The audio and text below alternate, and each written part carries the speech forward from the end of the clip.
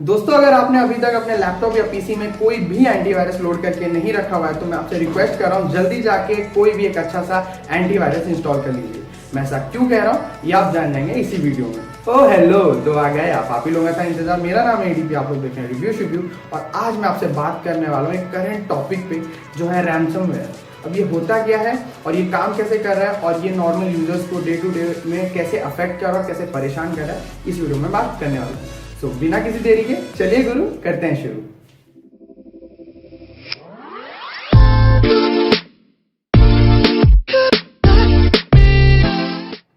दोस्तों, मैंने जस्ट अभी आप सभी लोगों को अपने लैपटॉप या पीसी में एंटीवायरस इंस्टॉल करने के लिए किस लिए कहा। मैंने वो इसलिए कहा क्योंकि अभी करंटली एक WannaCry नाम का रैंसमवेयर घूम रहा है और वो सभी लोगों को अफेक्ट करने की कोशिश में है। और ये अगर आपको नहीं मालूम है रैंसमवेयर होता क्या है तो मैं थोड़ा सा ब्रीफ आइडिया आपको दे देता हूँ।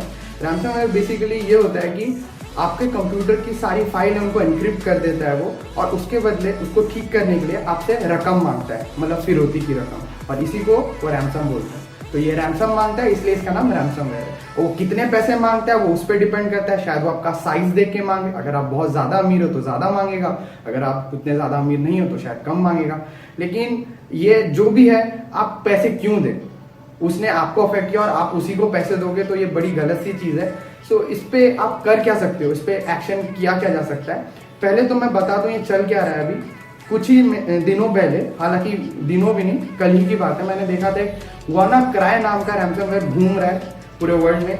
कल तक 99 कंट्रीज में ये अफेक्ट कर चुका था और काफी लोग परेशान थे। आज मैंने फिर से यही न्यूज पढ़ी जिसमें थे कि 150 कंट्रीज में ये घुस चुका है, इंडिया डेफिनेटली इंक्लूडेड है इसमें, और 2 लाख से ज्यादा यूजर्स को ये परेशान कर चुका है। इसमें होता क्या है, आपकी जितनी भी फाइल्स हैं उनके जो एक्सटेंशन उनको चेंज कर देता है, मतलब उनको एनक्रिप्ट कर देता है। एनक्रिप्ट कर देता है, इसका क्या मतलब होता है? एनक्रिप्ट कर देता है मतलब दोस्तों, सपोज आपकी कोई भी फाइल है, सपोज MP3 फाइल है, तो फाइल नेम .mp3।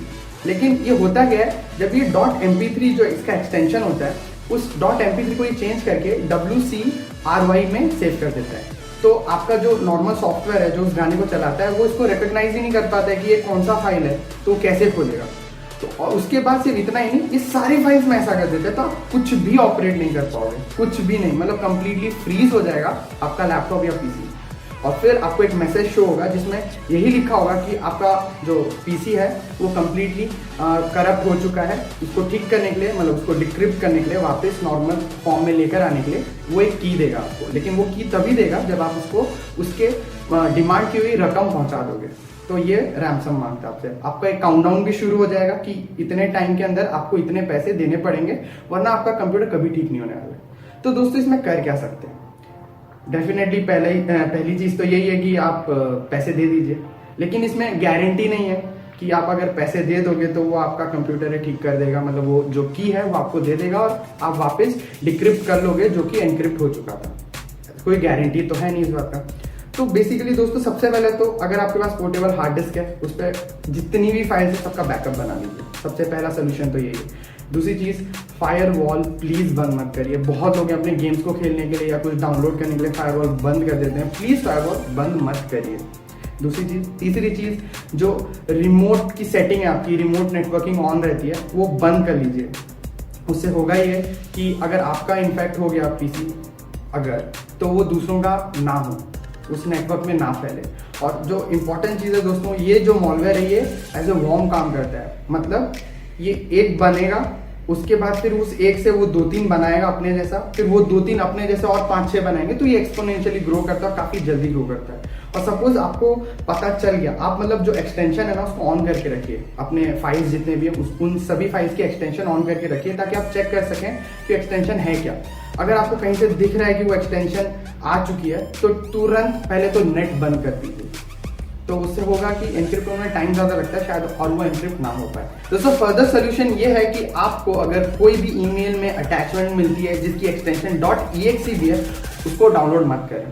कोई भी ऐसे सस्पिशियस अटैचमेंट्स अगर आपको आते हैं आपके ईमेल में, प्लीज डाउनलोड मत करें, वो डेफिनेटली एक रैंसमवेयर हो सकता है। और जो फर्दर एक और सोल्यूशन है वो ये है कि एड ब्लॉकर ऑन करके रखें, क्योंकि आप कभी बार ऐसी कोई साइट विजिट कर लेते हो जहाँ पे बहुत सारे एड्स पॉपअप होने लगते हैं, तो उन पर अगर गलती से भी क्लिक हो जाएगा तो भी वो डाउनलोड हो जाएगा। तो इसकी वजह से आपको कई सारी प्रॉब्लम्स फेस करनी पड़ सकती हैं। सो बेसिकली यही थे कुछ सॉल्यूशंस रैंसमवेयर को फाइट करने के लिए, टैकल करने के लिए। तो पहले तो सबसे पहले एंटीवायरस प्लीज लोड कर लीजिए, फायरवॉल ऑन कर लीजिए और अपना जो बैकअप है वो बनाना शुरू कर दीजिए अपने जितनी भी फाइल्स आपके पीसी में। और कोई भी अनट्रस्टेड वेबसाइट को विजिट मत करें, बिल्कुल भी मत करें, और ऐसे शायद आप ज्यादा सिक्योर रह पाएंगे।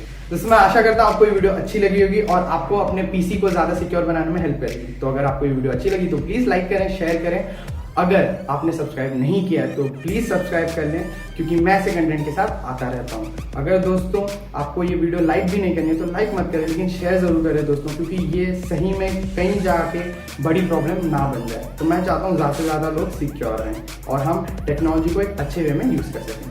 तो दोस्तों इसी के साथ मैं लेता हूँ अलविदा, सायोनारा।